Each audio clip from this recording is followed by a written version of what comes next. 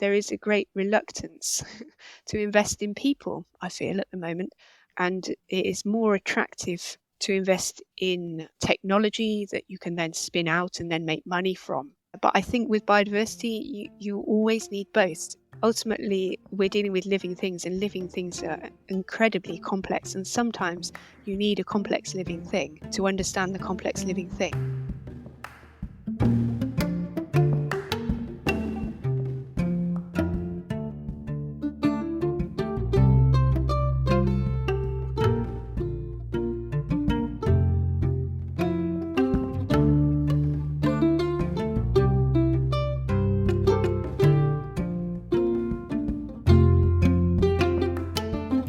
When I speak the concept freedom of movement, it's easy to immediately grasp a set of values, predicaments, and personal resonance with what it means to move through this world.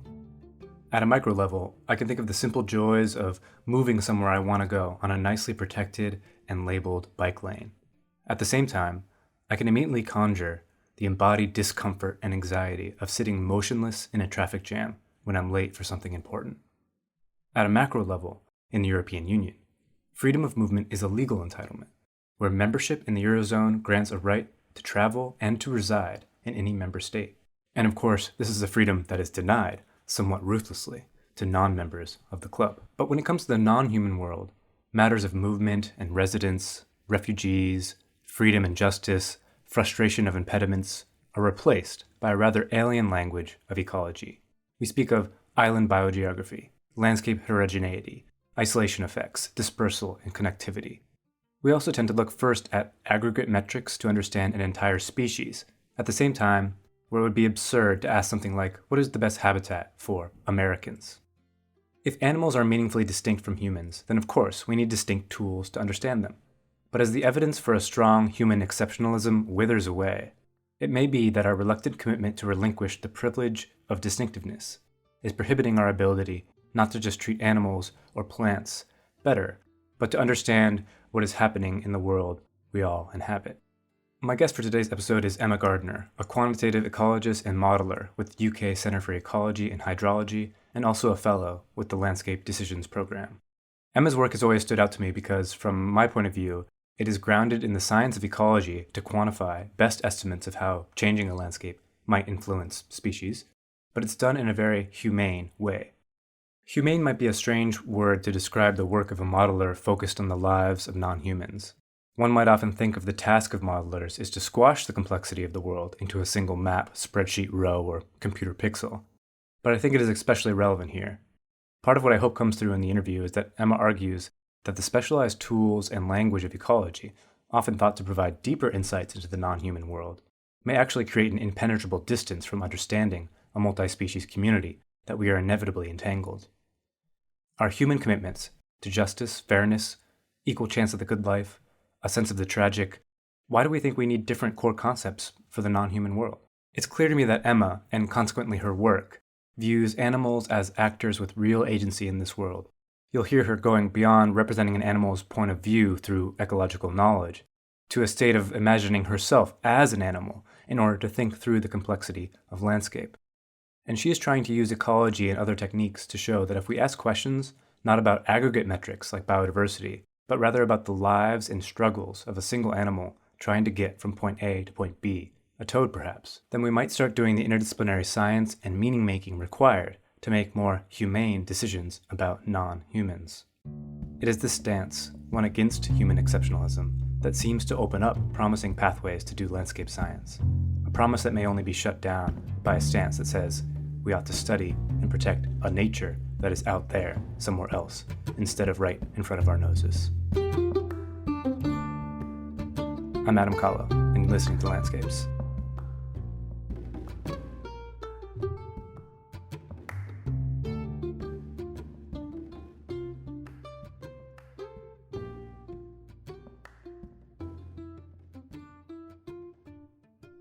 What is the children's story, The Animals of Farthing Wood?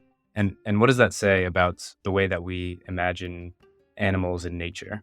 This story kind of starts with the animals in a wood getting together because their wood is going to be destroyed by developers. And they've heard of a nature reserve where they could go and live and not be disturbed. And so they decide to all get together and try and find a nature reserve so they can live there and be safe.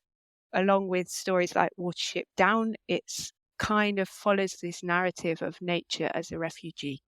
And this persists in the modelling that we do even to this day. So a lot of our connectivity modelling is to do with how do we join up habitats so that species can flee northwards to escape from climate change. So there's this kind of pervasive narrative of nature as a refugee in our landscapes. And so there's this idea that there is a place out there that is nature, and that's where the animals belong or need to get to.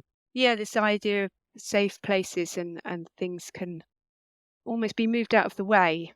It's okay to move things out of the way because there's somewhere they could go.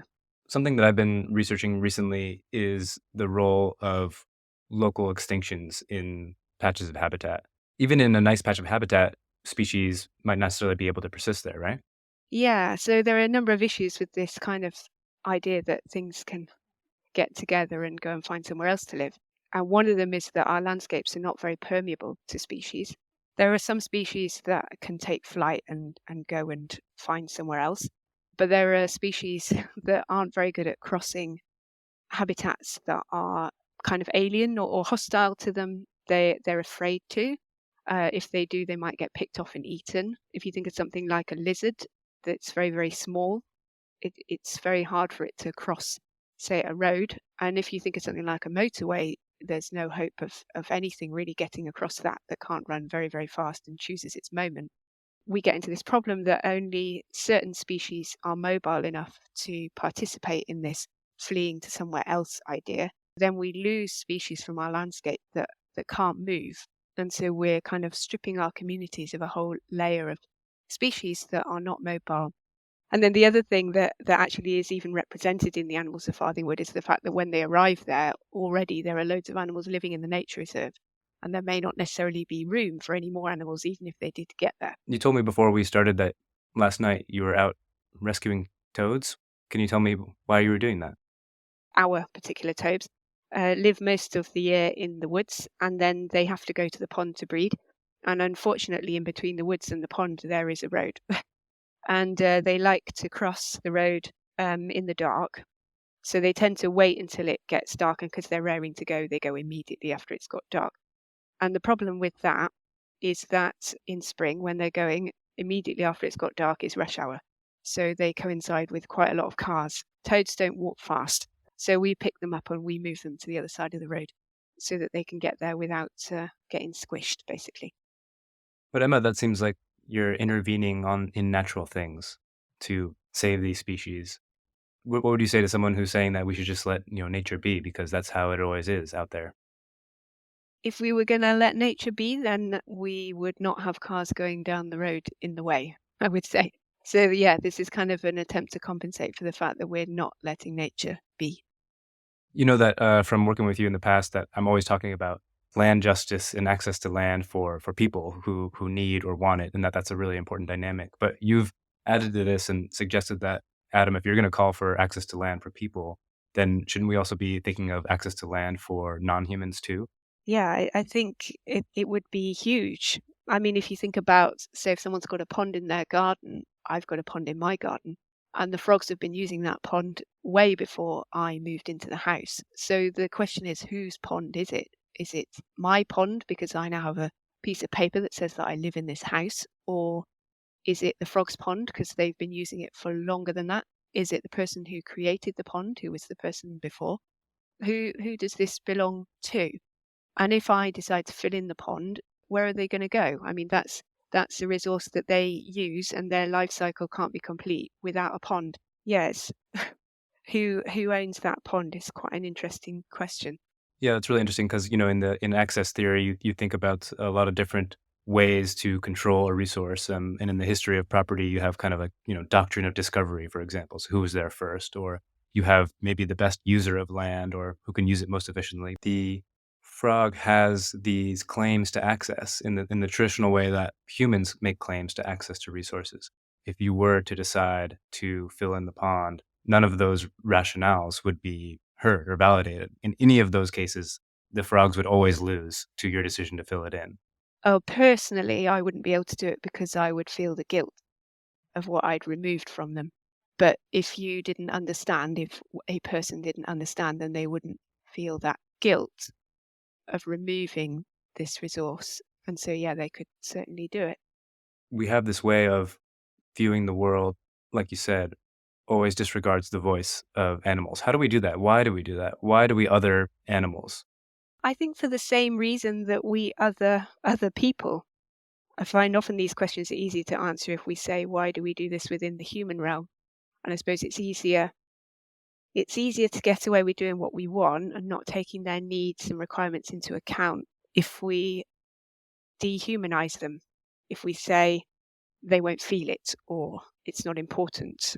And we have this conversation quite often with my colleagues that I want to use the word dehumanize, but obviously that's quite specific to people.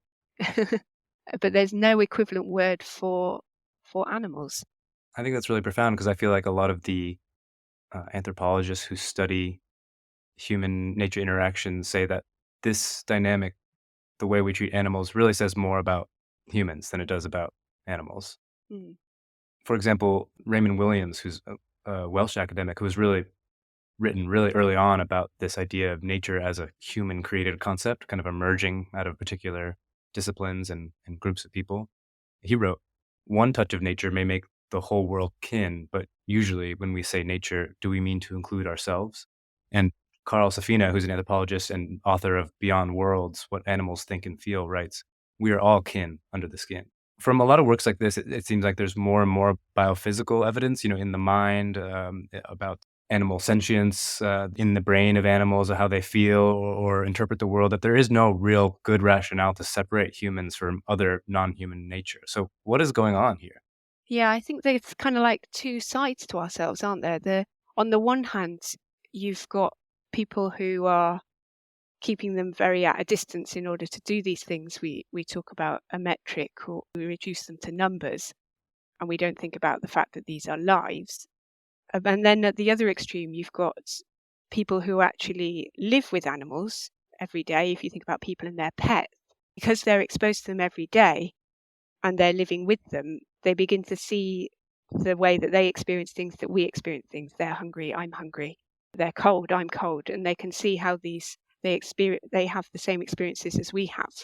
So you get this affinity. And then on the other hand, you've got, say, probably farmers maybe exemplify this duality more than anyone, in that they have to have a certain hardness, in that this is an animal, I know it's not going to survive, so we need to put this animal down or whatever, or I'm raising animals to eat them. So you need a certain hardness there, but also by being with them every day and caring for them, you've got this empathy there at the same time.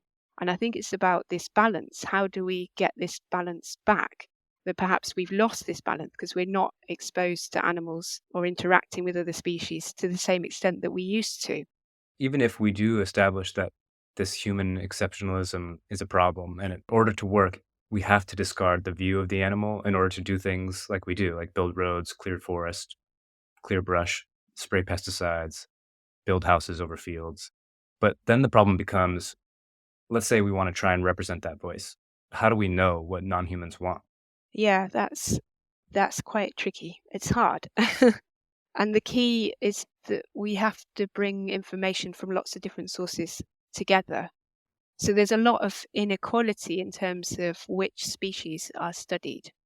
So some species have been studied, or groups of species have been studied a lot more than others. So if you look at birds and things like that, they're in a way quite easy to study because you can go out, you don't even need a pair of binoculars, and people are interested in them. And so we get lots of data, not just from researchers, scientists, but also from volunteers who are collecting observations and sending them in. So then we've got these species that are really, really well studied in quite an official way. And then we've got other species that are harder to study. They're harder to notice. You can't detect them so well. Less people are interested in them. They are less fashionable to study. So researchers are less likely to get money for a grant proposal to study them. All of these things play a part. And so it means that when we need to know what a species needs, we have to almost be like a detective that you're bringing together all of these different clues from different places. So you might be looking at the scientific literature, you might be looking at an ecological study, or you might be going to local conservation volunteers who interact with these species on the ground every day, or you might be going to a land manager who has them on their land and they know how they behave and live on that land and the solutions they found to live there and what they need. So you have to pull all of this together. You mentioned that we need to use all these different sources, but in conservation science, there are a few models that kind of emerge to be dominant, to try and be, the one tool to represent them all, right? And I was wondering if we could think about a few of these dominant ideas of ways to represent biodiversity and human decision making. And the first one is the natural capital concept, which we've talked about a little bit before on this podcast, which may be able to balance kind of purely human-oriented decision making if we understand how conserved biodiversity might contribute to economic well-being. So let's keep bees so that they can pollinate your crops so that we can keep our economy running. You have said that this framework forces biodiversity to represent their interests on economic grounds. Well, what's wrong with that? Yeah, so bees are a good way to look at how natural capital does and does not work. If we think about natural capital in terms of pollinators, you could define it as the population of wild animals within a landscape that provide pollination services to economically valuable plants. So that's plants that we make money out of. So we could say crops. So now we're talking about just the pollinators that visit crops. So already you've cut out a large number of pollinators because only a small number of our pollinators actually visit crops. These are the pollinators that can access their flowers and that want to access their flowers. So already lots of the pollinators are not included in this measure. And then it's also only going to be the pollinators that are living near to crops that visit them. So if you've got a crop visiting species, say if we're talking a species of bee, say a bumblebee, will visit your crops, there may be individuals that live near the crop and they visit it. But you will also have plenty of individuals of that bumblebee who, say, live somewhere else in people's gardens or in a nature reserve or just in a meadow that's nowhere near to pollinator-dependent crops, so they never visit them. So their activities are not contributing in any way to the economic benefits we get from those crops. This is a little traumatizing for me because I think a lot of the activities that I prefer are not contributing to economic production.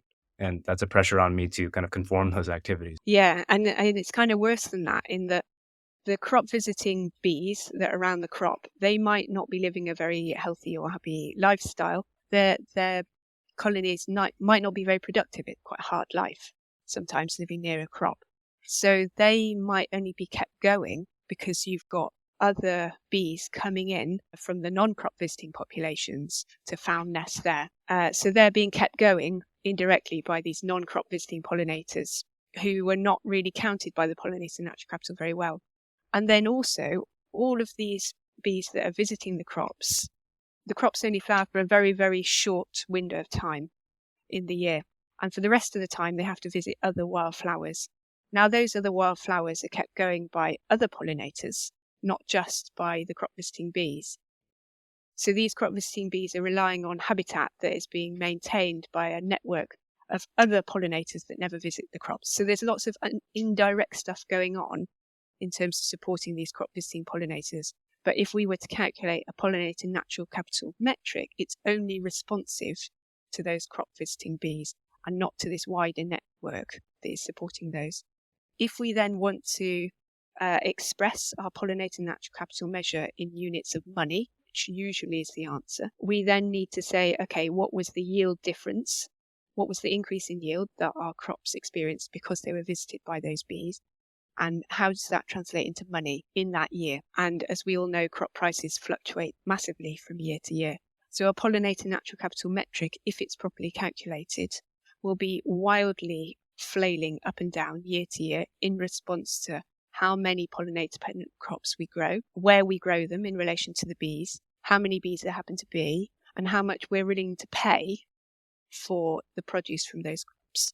So there are at least 3 human-dependent factors that go into this metric and only 1 factor coming from the bees. So actually pollinator natural capital metrics and any natural capital metrics are not very good indicators for what's going on for the actual species, because it's diluted by all of these human factors that are also feeding into this final number. I'm feeling like there's a theme emerging here, because it seems like the natural capital framework could be good to represent bees in some general sense, but really fails to represent a bee. It's good at representing whether we're getting what we want from bees, but it's not very good at representing bees' interests in their own right. So another broad landscape decision-making concept that I've been researching recently that claims to represent biodiversity is the land sparing idea. So Andrew Balmford, one of the leading researchers and proponents of this idea as land use policy, has said, if biodiversity had a vote, it would prefer this land sparing checkerboard approach with blocks of land holdings specialized in farming or in conservation. It would prefer that to land sharing approach, where we do both things in the same place, or indeed an intermediate approach. If we want these creatures to persist, we have to farm in a sufficiently high-yielding way that we can afford the space to spare reasonably large chunks of intact habitats elsewhere. Balmford seems pretty confident of what nature prefers and how they would vote. Can you assess these claims and argue from your own experience of what might be left out? Is Balmford correct in nature's vote? Yeah, he's using a number of highly perspectival terms there. Even if we think what is land sharing, land sparing, that's coloured by our human experience of space and what people perceive, the scales that people perceive. If I look at a field and say, I've put a margin down the side of that field, a grassy margin, I say, I'm not going to farm right to the edge of my field. I'm going to leave a little bit at the edge. So you could say that that is land sharing. From a human point of view, that's land sharing, because we think of a field as a unit, and we've left a bit of the field for, say, bugs to live in, birds to feed in, and then we're getting our crop from the rest of the field. However, if I myself am a beetle and I spend my life living in that margin, that is land sparing, because you've spared a portion of land that was large enough for me to completely live in. So that's my main issue with the use of land sharing, land sparing. And because of that, because of the fact that different species use land at different spatial scales, it's quite hard to say if biodiversity had a vote, because biodiversity itself is not a thing. I find I say this quite often. Biodiversity just means the variety of life that happens to occur within a defined area, within a defined time. So we have to make some choices. Firstly, we choose what types of life we're going to measure, and we have to choose what that area is and what the time span is that we're going to measure that over. And so as a result, biodiversity is kind of the sum of lots of different species, lots of different lives that have different scales of experience and different needs. It's true that some species can't tolerate being in close proximity to modern human behaviours, and they would like to have a large area of habitat, of their preferred habitat, where they're not disturbed and they've got space. But there are plenty of other species that need more than one habitat, and they might get that best in a more human-modified landscape.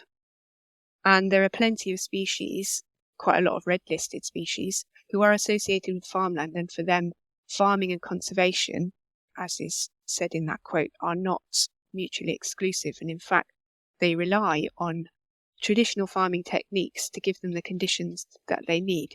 So for them, they might not necessarily be in the area that has been left. So it's quite hard to answer what biodiversity's vote would be, because it's, in itself it's not a thing. The problem with the word biodiversity is it appears to be a singular word. So it hides the fact there's a multitude of things underneath.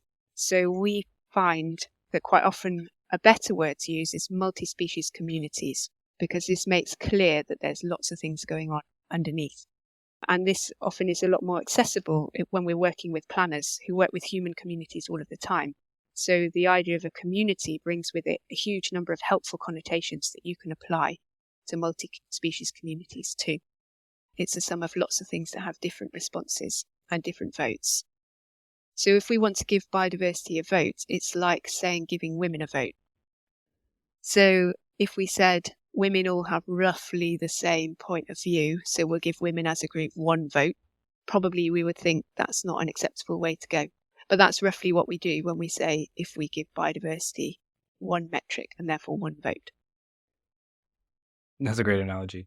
What you're saying reminds me of you rescuing toads, and it also reminds me of thinking about some of the largest habitat patches in, for example, California, where I come from, that when you remove that human impact from it over a long time frame, you miss some of the dynamics of management that might be useful for some species over others. And you have these, incredibly large forest fires now in some of these areas that were traditionally managed under a low intensity burning regime.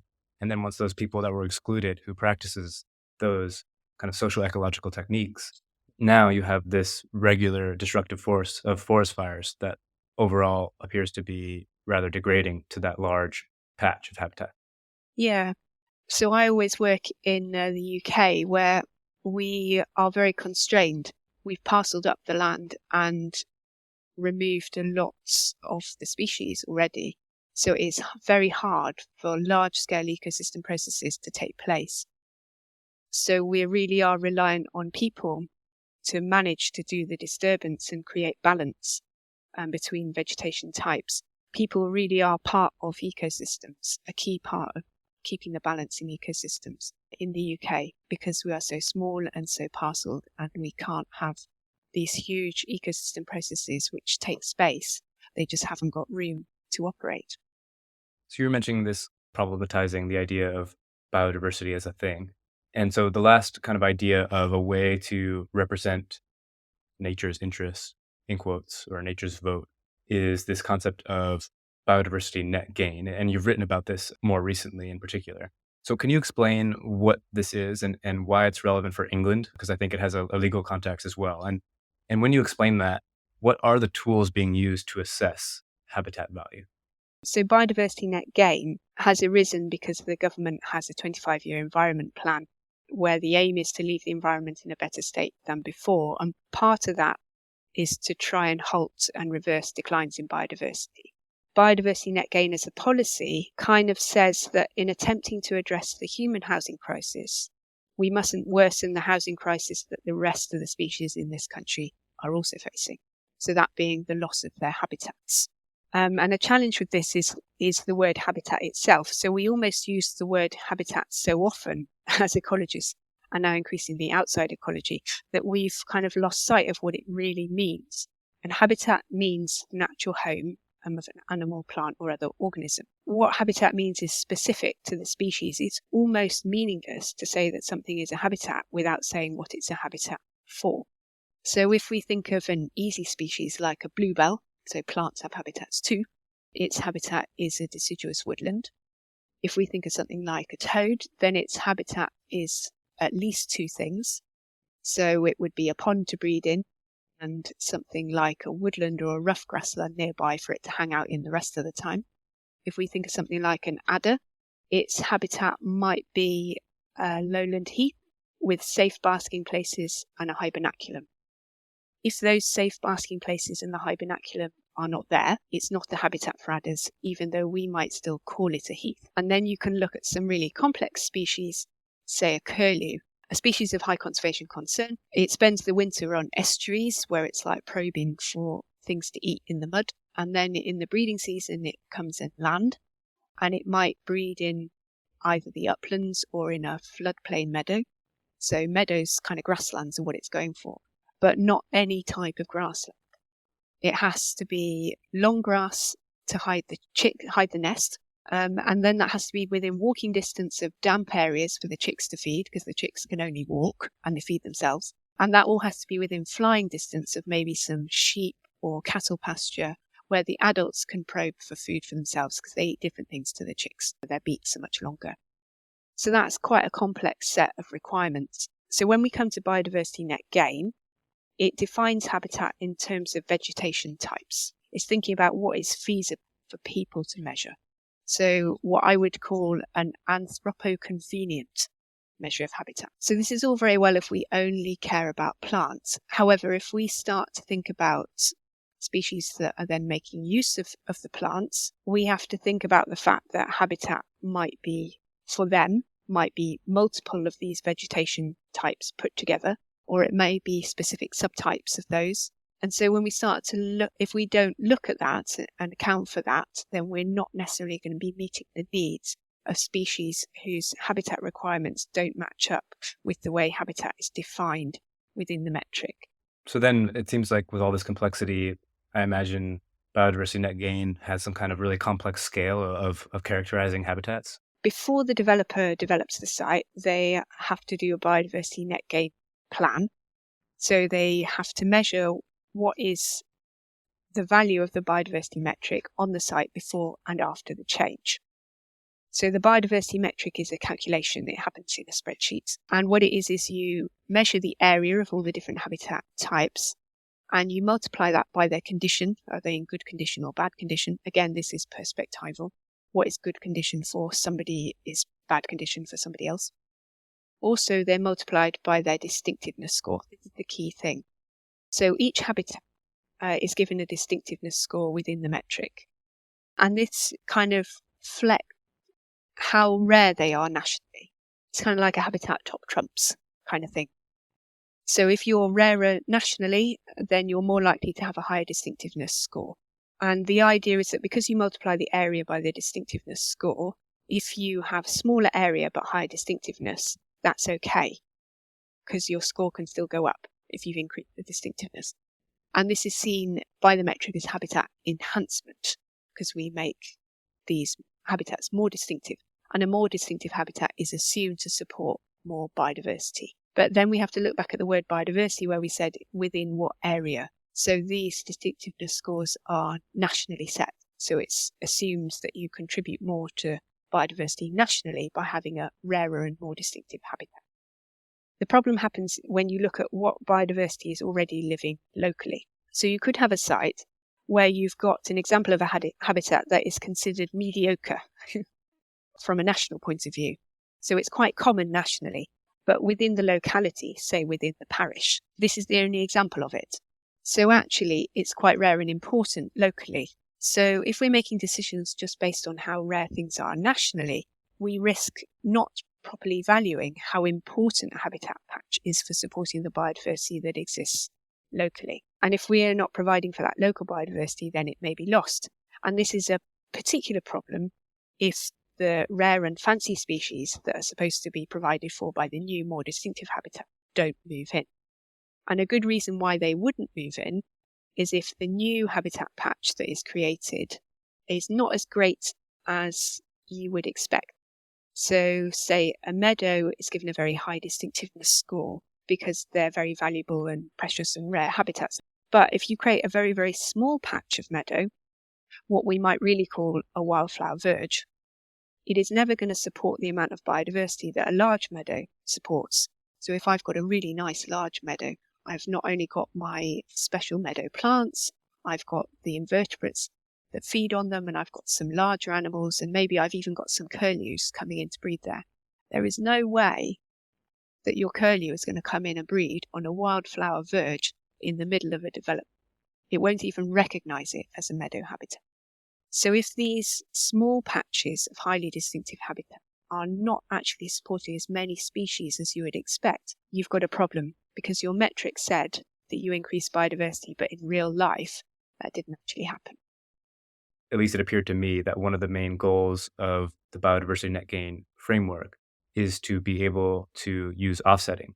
To once you have that spreadsheet calculation and how it's going to impact capital B biodiversity, you can develop and essentially destroy or influence species in one area as long as it's being preserved over there. Is that how the policy works, or the idea works? Is that its utility, to be able to make these decisions across a whole national level instead of at the site? Yeah, it's to do with we've only got a finite area.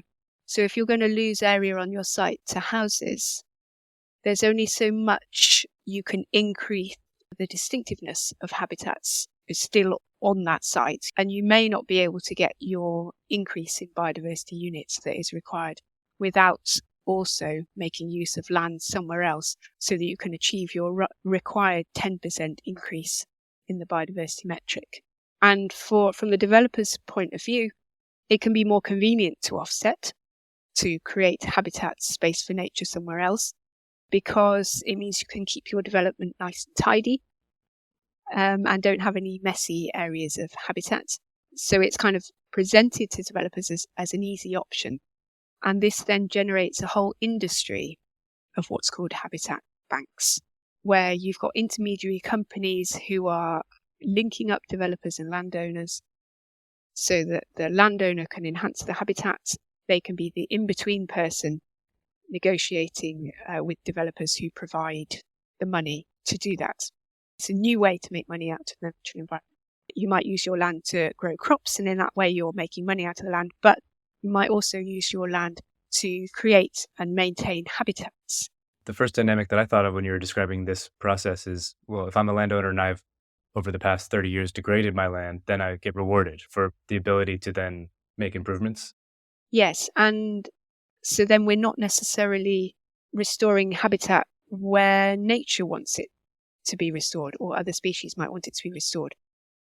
So in this article you published in Town and Country Planning, you wrote, the tool to be used to assess biodiversity value does not consider how habitat patches are actually used by species and how, as a result, it may promote a development response that is measured as a net gain, but in practice may support less biodiversity than before.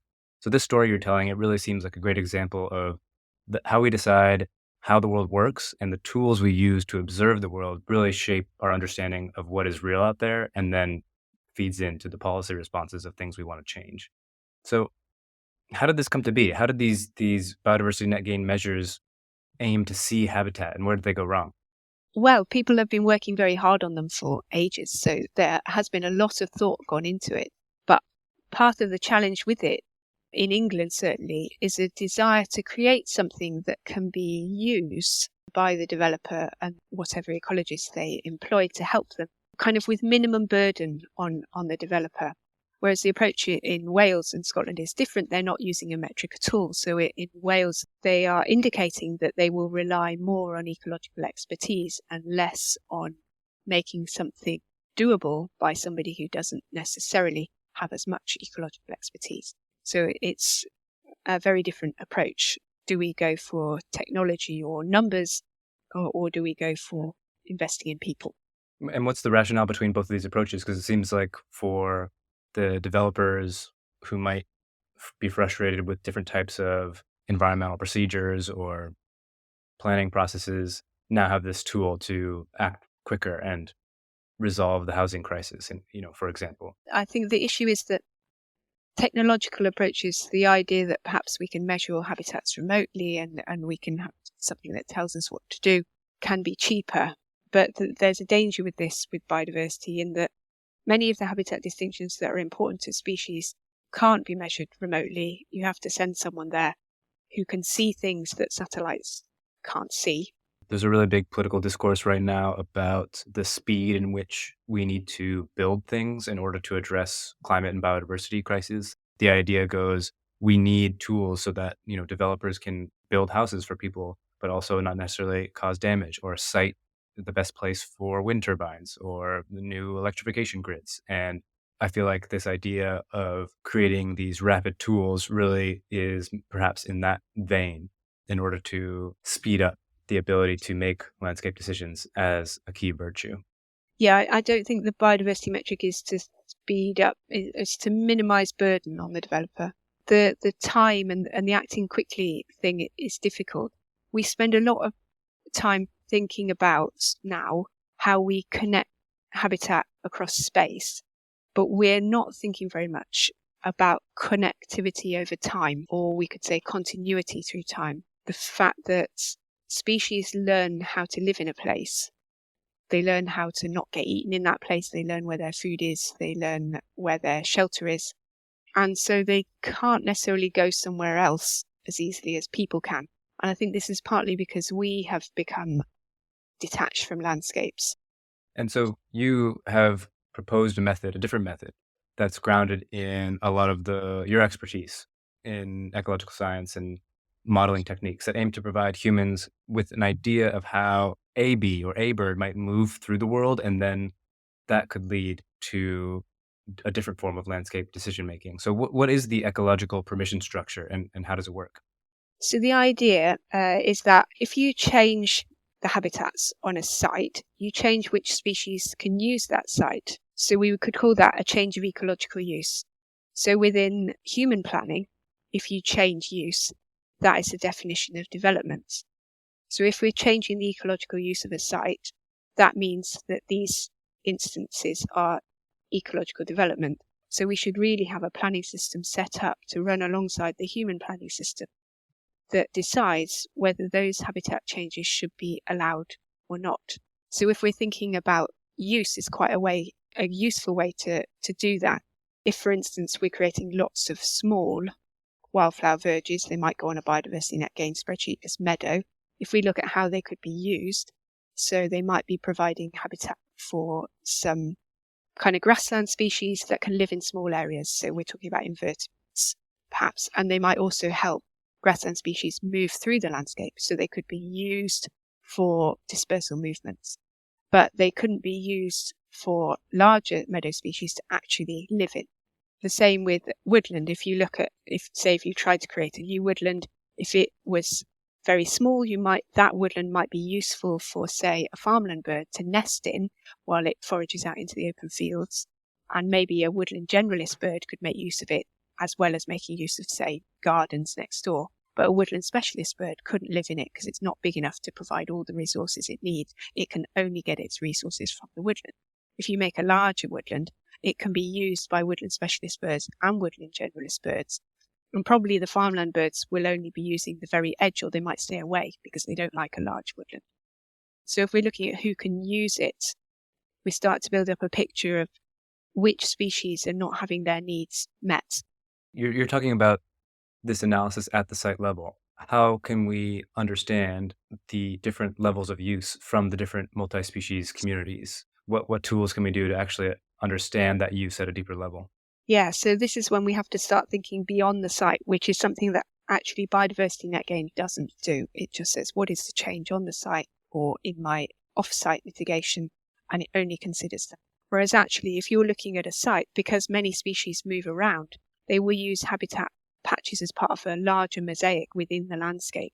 So we need to consider the roles that the habitats on this site play within the wider landscape. So like our toads are a great example, maybe the woodland is on the site, but the pond is somewhere else. And if you remove one of those two ingredients, then that's the end for that particular amphibian population. So in order to assess these roles, you can use models that simulate how species move around the landscape.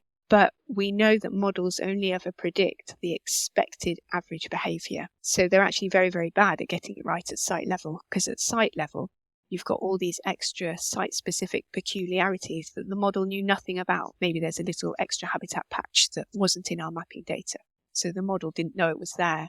Or maybe there's a species that lives here. It's found a new and innovative and particular way to survive here that is not recorded in general scientific literature. As well as using models and digital data sets, you always need a person to go and visit the site and see what is peculiar about this place that we need to take into account.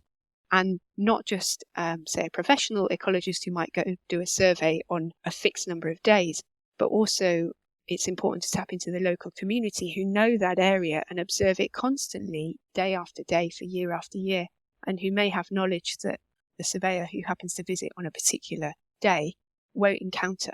So it's about bringing together these different forms of information. That's why we recommend that we need these ecological planners who can do this.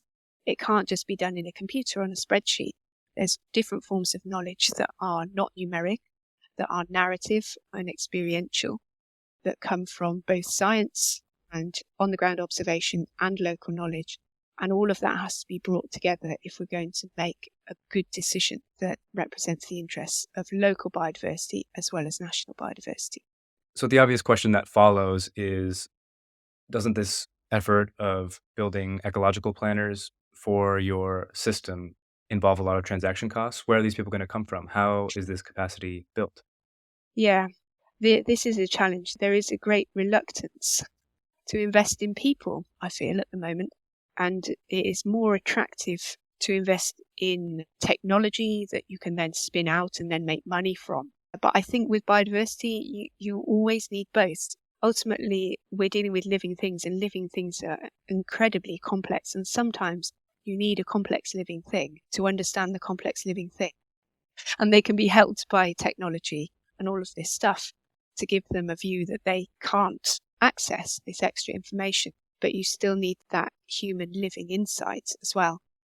Yeah, where are they going to come from? It requires commitment of money, which is a great challenge for Biodiversity Net Gain. The local authorities already feel they are not being given enough money to deal with this. But there is huge enthusiasm among young people for environment, for protecting the environment and nature. So, yeah, I think we need to have a conversation about how we can do this. It takes me back to thinking about kind of an extreme, land sparing position that says the best thing for capital B biodiversity is humans in one small area and then large patches of quality habitat elsewhere. But then, as you were discussing before, where's that capacity for humans to rub up against non-human nature and build those skills? People are part of ecosystems, and the big argument at the moment for not separating people and nature is a human well-being, health and well-being thing. But there is another argument that I think should be placed just as strongly. If we continue to detach people from nature, people from other species, they won't notice or understand what other species need. So the more we detach local communities from other local species, the less chance it is that local people will be able to speak up for their local wildlife. Most of the time now, when a planning objection is being objected to, it is reliant on the local community to notice the bad consequences that might happen for their local wildlife and speak up for them. If people are increasingly disconnected from nature, nature loses its voice with every person that gets disconnected. In the same paper, you use a lot of language that to me stood out as not usually found in the normal lexicon of someone who might be called, an ecological modeler. So you talk of planners needing to see biodiversity in different ways. You write of individual animals having misadventures. You talk of species being accommodated over others. And in general, you switch back and forth between talking about capital B biodiversity and then also what happens to an individual frog when their habitat is disturbed. You also use the word they instead of it when talking about animals.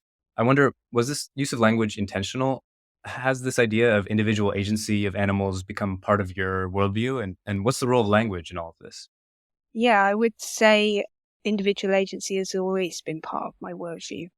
So at this point, probably I should confess that I'm not an ecologist in the normal sense, in that I was actually trained as a physicist. And so I think quite differently from someone who's had a traditional ecological training. So my background is originally in astrophysics, but the way I do research is always the same. So I'm always doing two things at the same time. On one hand, I'm standing back and outside the system that I'm looking at, and watching how it's working. And at the same time as doing that, I try to be inside the thing and looking out from it to understand what is it experiencing and what would it perceive and what would it do. And I use that technique regardless of whether I'm studying a black hole or I'm studying a lizard or I'm watching an audience when I'm giving a talk and trying to decide what words to use. So it's always the same technique. I think language is really important, and we need to think more carefully about how we use it. So I'm seeing huge divergences in the way language is used between different decision makers. So if I think about how government policy is talking about biodiversity, they are talking about ecosystem services and natural capital and metrics. So this language is very transactional and it's very abstract, and it does not see the lives that we're talking about. If I think about on the ground conservation volunteers who are doing grassroots action to take care of their local environment. So already I'm using the phrase to take care of. So the language they're using is relational. So when we speak of the toads, we will refer to ladies or blokes, that's male and female toads, and that reflects something of their behaviour. That's how they behave. And it's not anthropomorphic. polymorphism so much. It's more a recognition that we can see that they behave in different ways. When I speak to the toad patrols across the country, I'm often asking them, tell me about your toads. And I tell them about our toads. And I'm using the word our, not in the sense of ownership, as in this is my car or whatever. I'm using it in the sense this is my sister or my brother or my aunt. In that kinship sense, these are ours because these are the ones that live in the same place that we do. So the language that is coming out at the grassroots level, people who are interacting and actually saving the lives of species and trying to make them better and doing the caring, is relational and kinship type language. The fact that you've got this huge dichotomy between these two types of language, and the language we use kind of determines the environment within which we make the decision. If we use a language that allows certain relationships and concepts and responsibilities, it permits those into the discussion. And if we use a language that doesn't acknowledge the existence of those, we make a very different decision. Now you're speaking like a social constructionist, not like a physicist or an ecological modeler. I don't know what I am. Yeah. You talked about the example of how humans have pets, and my own young daughter, she understands the dog as a member of the family, as kin, of course. And the only times that worldview shifts is when I mention those differences. It's through that language that is creating her idea of where that change takes place, is in those language moments. Yes. And the more we use it, the more it reinforces it. And until we step back and say, hang on a minute, think about what you mean. Ecosystem services is an amazing one that we keep coming back to. So ecosystem services assumed that this is the service that people receive from the ecosystem. If I think about my toad patrollers and I say to them ecosystem services, firstly, they wouldn't necessarily know what I was talking about. If I explained it, there is an immediate disgust reaction that we would have this exploitative relationship. And thirdly, these people are involved in ecosystem services, but it is them providing the service to the ecosystem. And if you think about local authorities, they are busy providing services to communities all of the time. So if we were to reframe ecosystem services suddenly as the services that we as a society provide to the ecosystem, immediately that is much easier for a local authority to grasp. You don't have this weird kind of, we do something that biodiversity responds and then in some way we get something back. That's a convoluted thing that is ridiculous to quantify. It's much more obvious and simple to quantify. We do this to benefit the ecosystem. So yeah, I'm really keen for us to reframe ecosystem services if we're going to persist with this transactional language in the other direction. Do you think you could talk about this event that you were a part of and leading, where you combined some of these insights from modeling the species view and storytelling and poetry to create a deeper connection to non-human nature, how they would vote, how these multi-species communities act in the world? So the event was called Freedom of Movement, and it was really about the challenges that animals face trying to get around in our modern world. And what we can all do to help them. And it was kind of following on from a previous event we'd done called Animals on the Move, where we were working with visual artists. So I worked with IF Oxford Science and Ideas Festival, and we had funding from the Association for the Study of Animal Behaviour. And the event itself was a collaboration between me and another landscape decisions fellow, and also local conservation volunteers, a comedian, a poet, and a storyteller. So you had researchers, local conservation volunteers, and what I would call word artists, all working together. So the first half of the event, we took the audience on a spoken word journey around their local area, kind of introducing them to different species that live there and thinking about why they need to move around and why it's difficult for them to move around and what we can all do to help. We looked at all the different forms of movement that animals can take. So not just migration, but also day-to-day foraging movements, mate searching movements, really long distance migrations where we're going between countries, and the dispersal movements that juveniles take. So that's the one-off journey that they make when they essentially leave home. So in the first half, we're doing this journey where we introduce them to these different species and their challenges.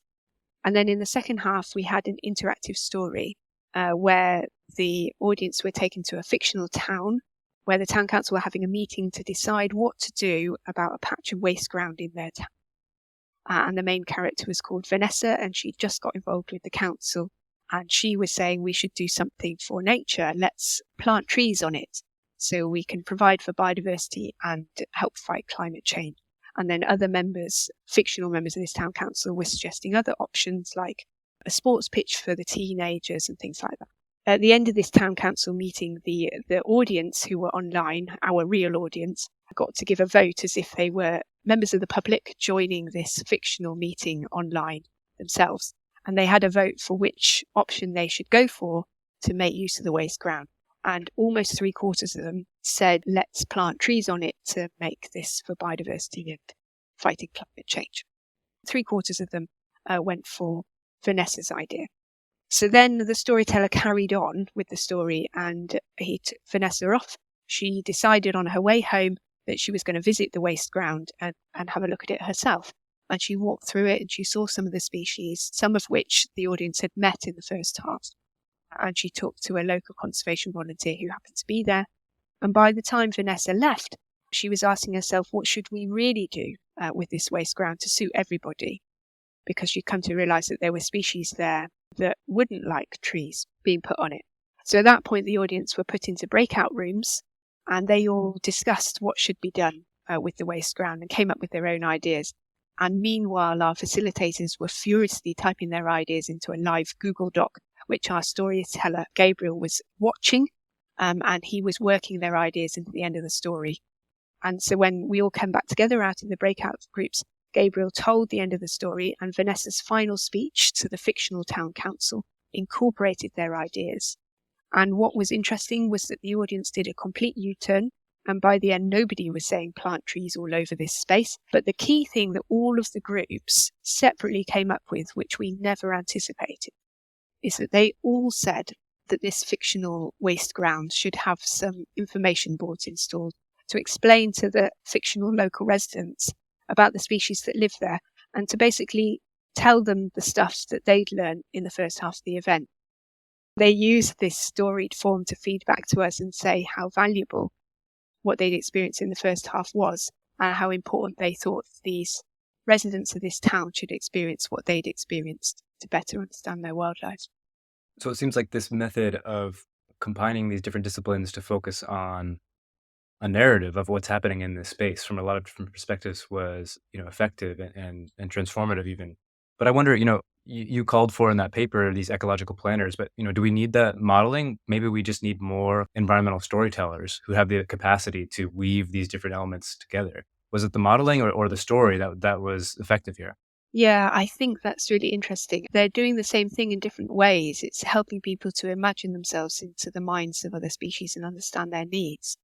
So when I build the models, I'm really, really lucky when we build these computer models that simulate how species use landscapes. I get to spend dedicated time with an expert in that taxon. Together we discuss what the model needs to simulate, what's important to the species, what it needs to do.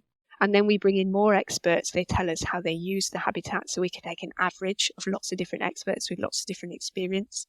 And then we feed in scientific literature and then we compare to the observations of on-the-ground volunteers embedded in landscapes across the country. So there's a huge amount of human experience of species goes into these models.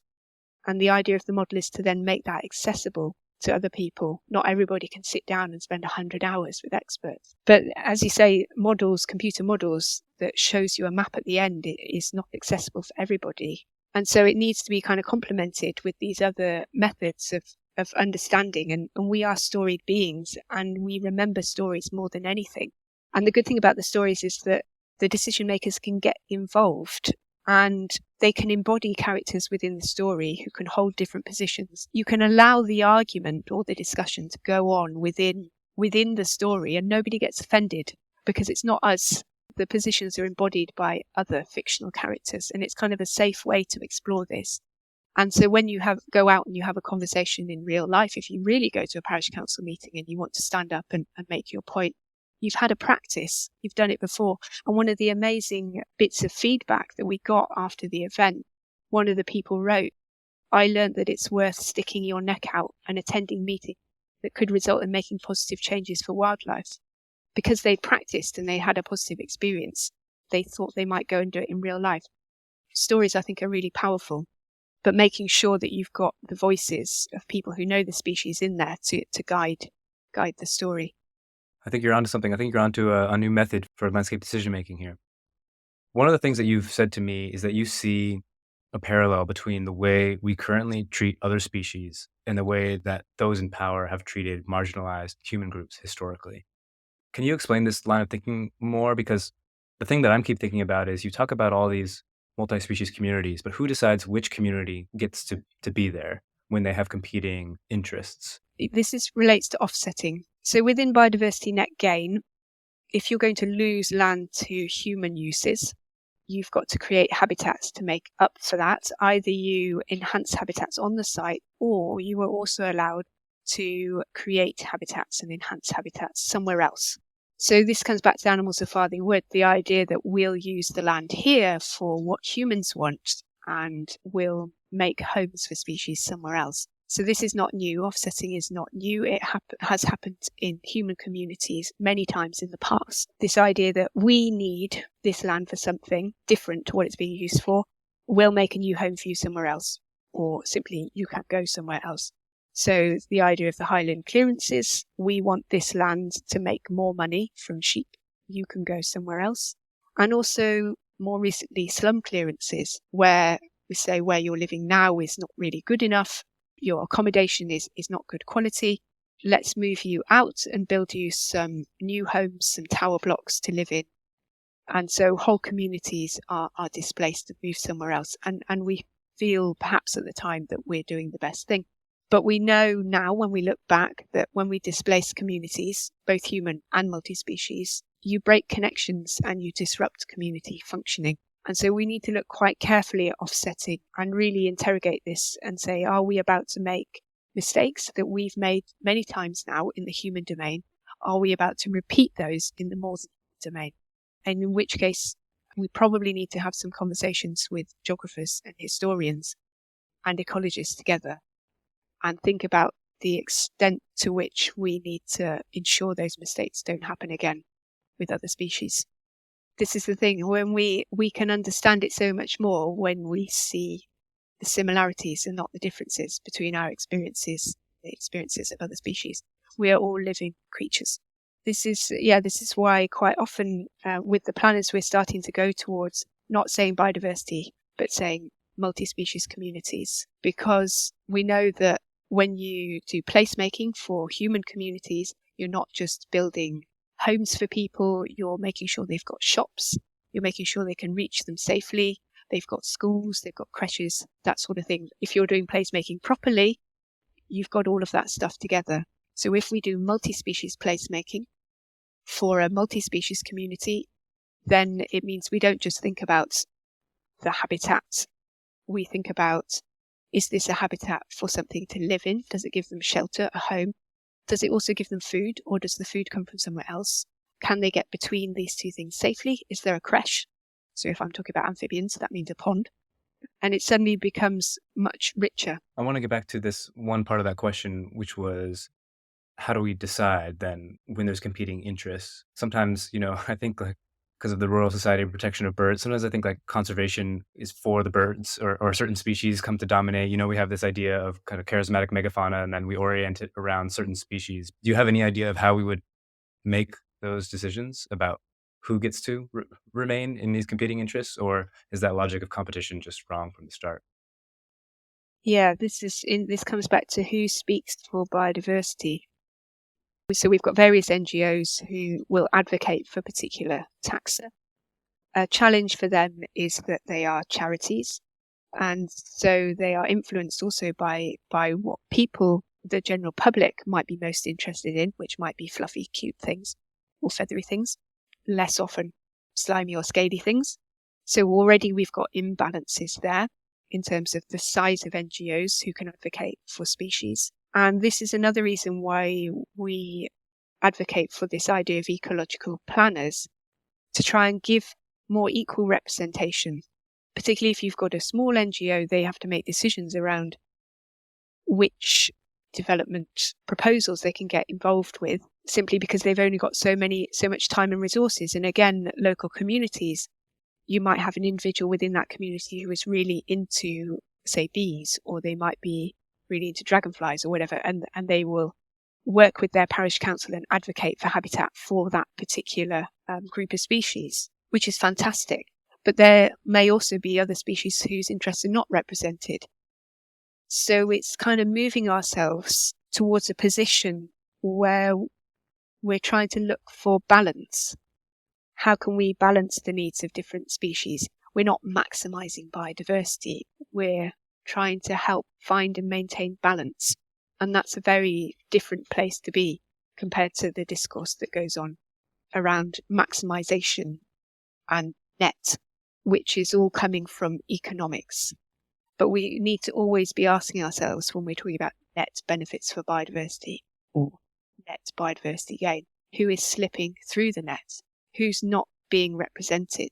Yeah, I think this is a good segue to my last question, because I think if we had this cultural shift that did away with human exceptionalism somehow, and we just viewed everyone as our kin, then we have similar strategies for making these hard decisions about helping our kin, our neighbors, and maybe we want to empathize with a distant community over proximity, but we have a language for dealing with this kind of stuff. So what are you more hopeful for? This capacity of these ecological planners like yourself who can weave storytelling and modeling to engage in these moments of landscape decision making, kind of becoming a new model of thinking about land and other multi-species communities, or maybe just this cultural shift around reconnecting and understanding to where we all come from, which is the same. It's all the same stuff. I think the two things would come together. They couldn't come without each other.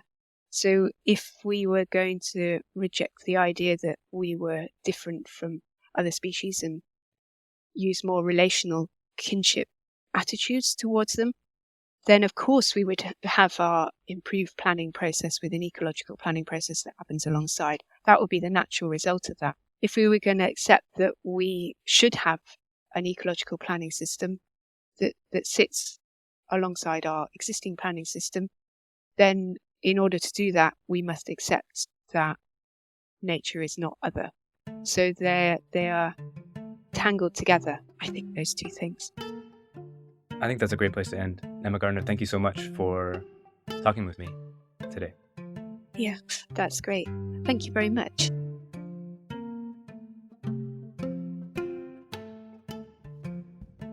That's it for this episode of Landscapes. Thanks for listening. Thanks again to Emma Gardner for taking the time to speak about her research. You can find the links and papers that we mentioned in the show notes. You can find a written transcript of the entire episode at adamcallow.substack.com, where you can also get in touch and learn more about land and food issues. Special thanks to Dr. Jen Teleska, whose recent lecture on human exceptionalism inspired some of the questions and quotes in this episode. Landscapes is part of the UKRI Landscapes Decisions Program.